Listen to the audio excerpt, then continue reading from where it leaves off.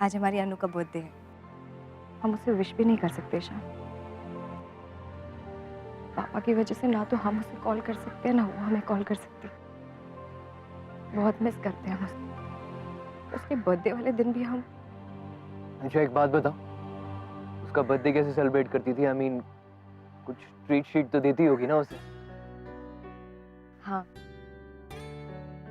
उसे शॉपिंग करने ले जाते थे हम, खूब घुमाते फिराते थे पूरे दिन, जहां वो बोले वहीं सब जाते थे। और फिर उसकी जो फेवरेट जगह होती है वहां उसे खाना खिलाने ले जाते थे, वहीं उसे ट्रीट देते थे और वहीं छोटी सी प्यारी सी खुश हो जाती थी। डोंट वरी, प्रॉमिस यू मैं सब ठीक कर दूंगा। When Ishaan is here, not to fear.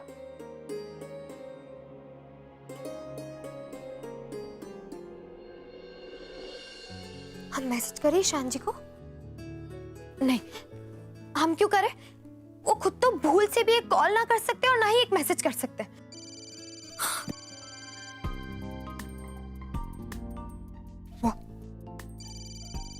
हे भगवान, इन्होंने तो बिना कॉल किए ही सुन लिया। वाह।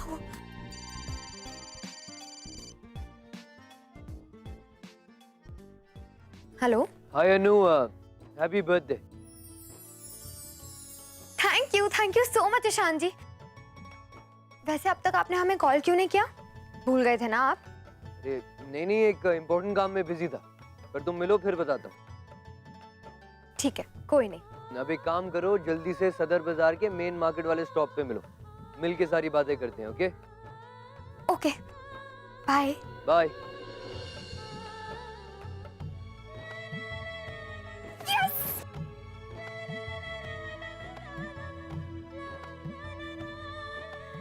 ईशान जी को याद था, वो भी तुम्हारे बारे में सोचते रहते। That's great.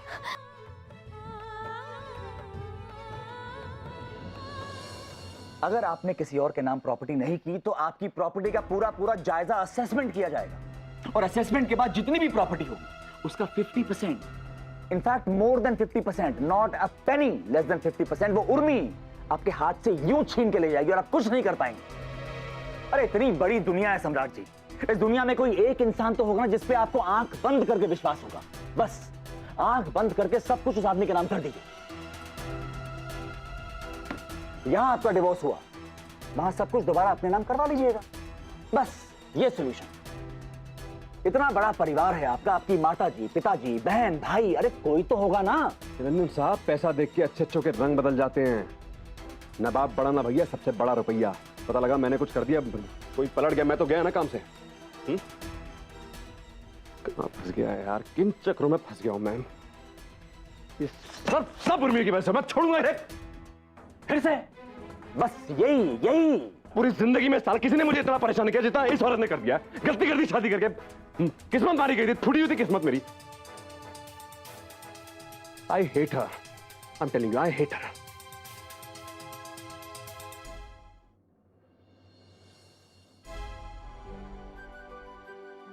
हाय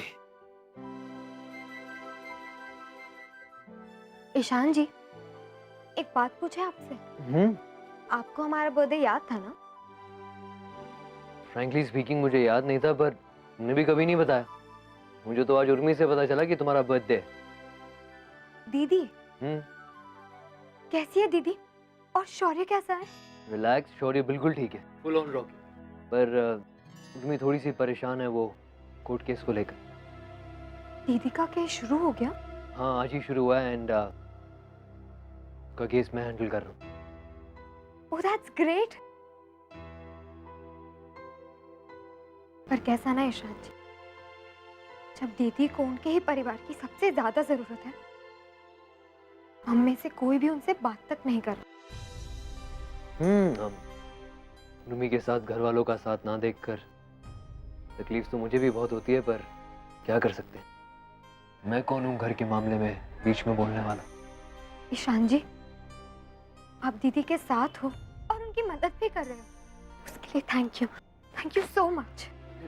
पागल हो गई हो क्या? ये थैंक यू सॉरी वाली उर्मी वाली फॉर्मेलिटीज मेरे साथ मत करो। ओके चलो, बस। ऐसे ईशान जी, आपने हमें यहाँ क्यों बुलाया? लेडी शॉप पे अपने लिए ड्रेस खरीदने, जाहिर सी बात है नहीं? What? ये तुम्हारा बर्थडे है भाई, तो बर्थडे गिफ्ट तो बनता ही है। तो पसंद करो, चूज करो, क्या अच्छा लग रहा है। सच में ईशान जी? बर्थडे गिफ्ट तो बर्थडे गर्ल का हक है भाई।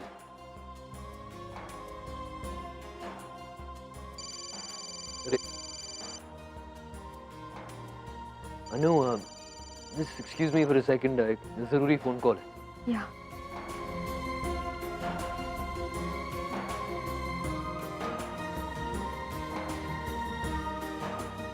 आप इतने अच्छे हो ईशान जी, भले ही आप मुंह से कुछ ना बोले, पर आपके जेस्चर से हमें साफ पता चल जाता है कि आप हमसे कितना प्यार करते हो। हमारे साथ साथ हमारे परिवार, हमारी बहन के लिए कितना कुछ कर रहे हो आप।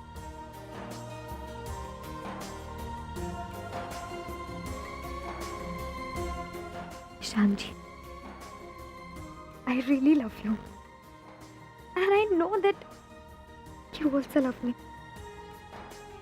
कहो ना कहो, हमें सब पता है।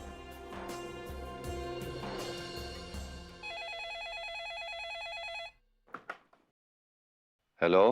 तिवारी जी, ईशान बोल रहा हूँ। अरे ईशान, कहाँ हो बेटा?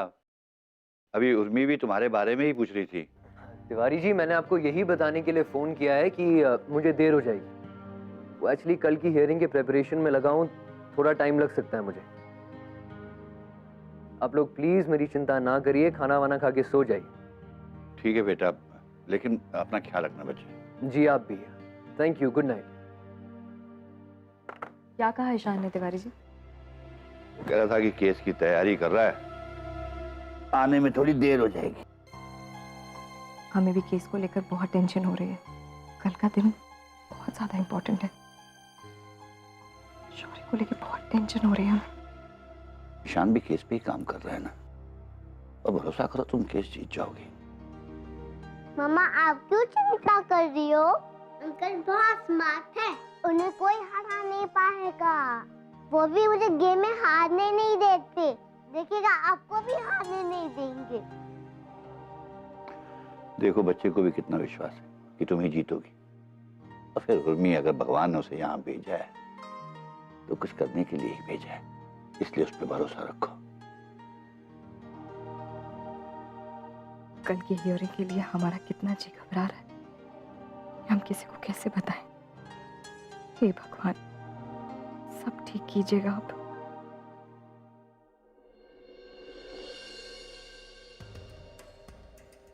क्या करूं, किसके नाम करूं अपनी सारी प्रॉपर्टी, कुछ समझ में नहीं आ रहा।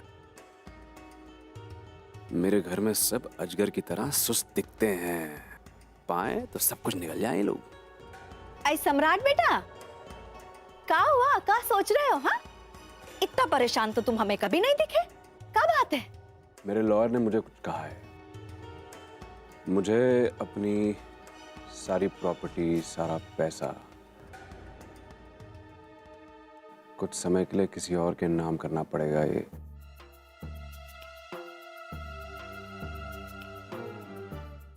हे लक्ष्मी माता, ये हक तो सिर्फ और सिर्फ हमारा है। पापा, क्या लगता है आपको किसके नाम करना चाहिए मुझे सब कुछ? देखो सम्राट, उर्मी को उसका हक और हिस्सा तो मिलना चाहिए, बाकी तुम खुद तय कर लो। दिवाकर के नाम कर दो, भाई है तुम्हें।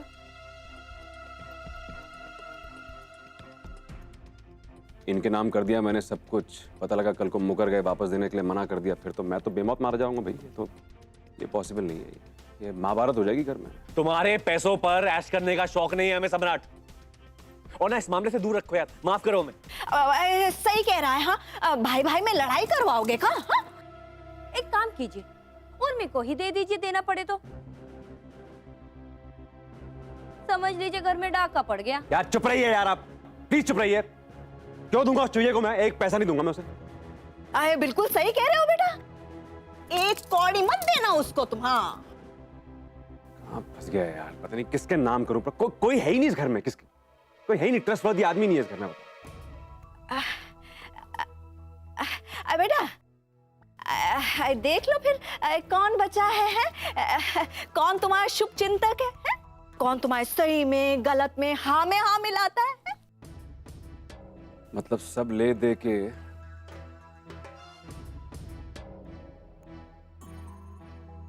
आप ही बचती हैं और कौन बचता है? और नहीं तो कहा।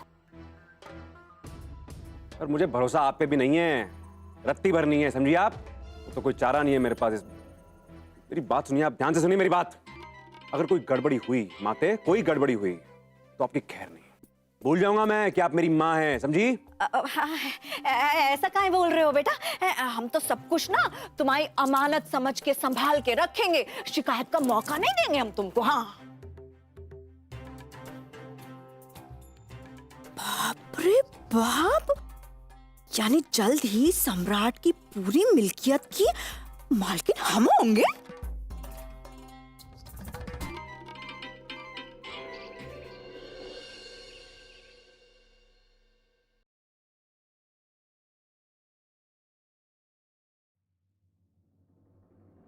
Case number 110 November 2014।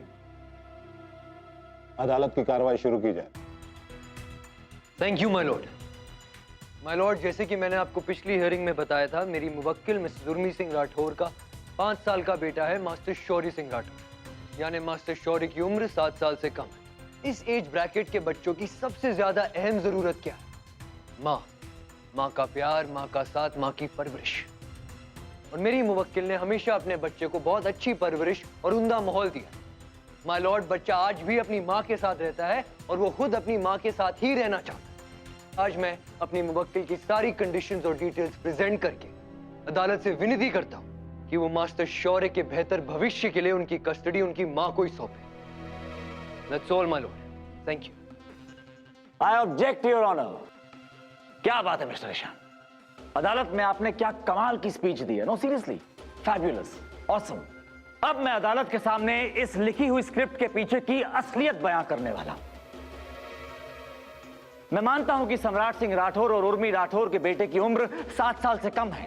And according to law, अगर बच्चे की कस्टडी का केस हो तो अमूमन बाय डिफॉल्ट बच्चे को उसकी मां के सुपुर्द कर दिया जाता है, बशर्ते वो मां अपने बच्चे को सही माहौल में बड़ा कर सके, उसकी सही तरीके से परवरिश कर सके।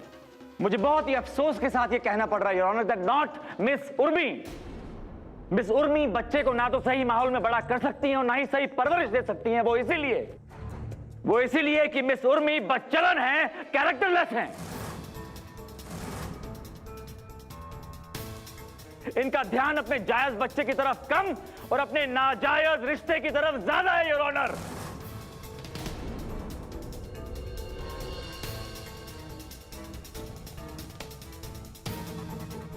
आई object my lord.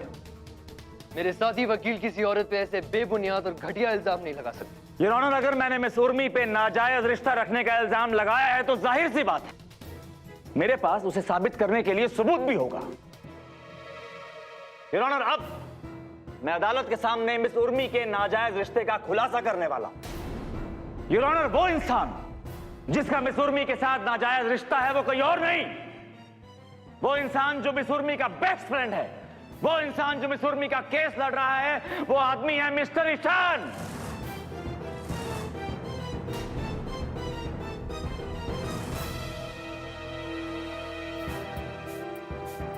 I object my lord. Mister Niranjan अपनी हद पार कर रहे हैं।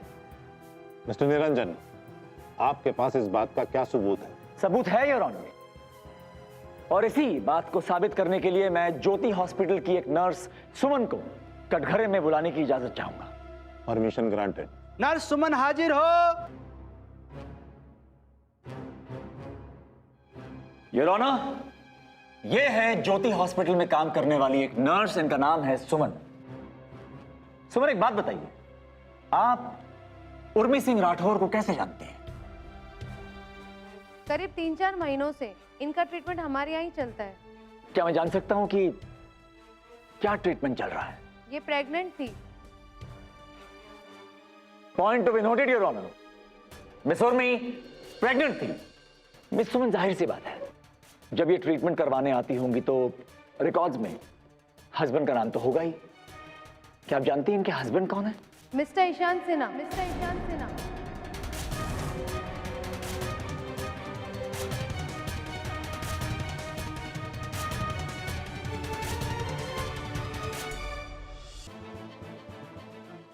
My lord, I object. Mrs Suman झूठ बोल के अदालत को गुमराह करने की कोशिश कर। Mister Ishaan, please let me complete. जब आपकी टर्न आएगी जितने चाहे उतने सवाल पूछ लीजिएगा, but please let me. Mister Ishaan, आप इनसे बाद में सवाल जवाब कर लीजिएगा।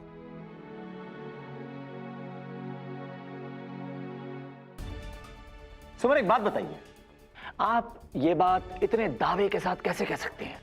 एक दिन इनका एक्सीडेंट हो गया था, तो मिस्टर ईशान सिन्हा इन्हें गोद में उठाकर लाए थे और हॉस्पिटल की सारी फॉर्मेलिटीज भी इन्होंने ही पूरी की थी, और उसके बाद भी ये लोग अक्सर आते ही रहे। ये सब बकवास है जज साहब। हम मिसेस उर्मी, आपको जो कुछ भी कहना है यहां आकर कहिएगा। अभी बैठ जाइए, आपको मौका दिया जाएगा। मेरे पास इस बात का सबूत भी है। योर ऑनर, ये है उस हॉस्पिटल का लीगल डॉक्यूमेंट, और इस डॉक्यूमेंट में मिस्टर ईशान को उर्मी के हस्बैंड के तौर पर इंट्रोड्यूस किया गया है, और ये हॉस्पिटल रिकॉर्ड्स में बाकायदा मेंटेन्ड है। Please I request you to have a look. Thank you your honour. अब आप जितने चाहें उतने सवाल पूछ सकते हैं मिस्टर ईशान।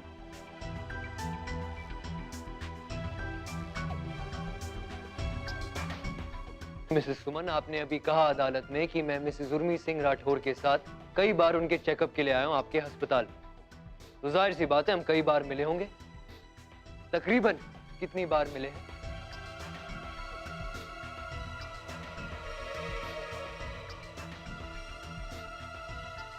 कई बार, कई बार। ये सब झूठ है। मिसेस उर्मी, आपको जो कुछ कहना है यहां आकर कहिए।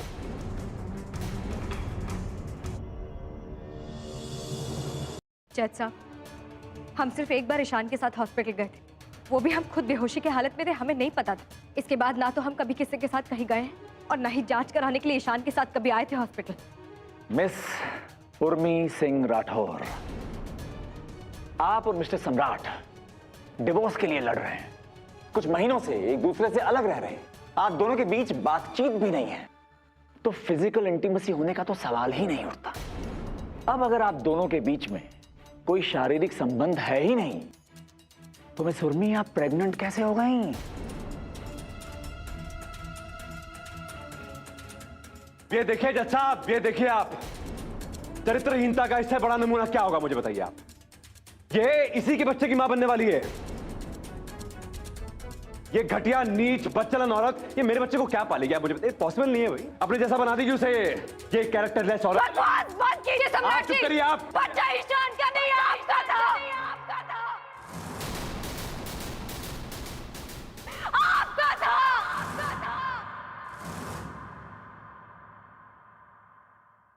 आपका अपना खून दो, जिसका आपने खून कर दिया सम्राट, खून कर दिया सम्राट। अपने बच्चे को मार दिया,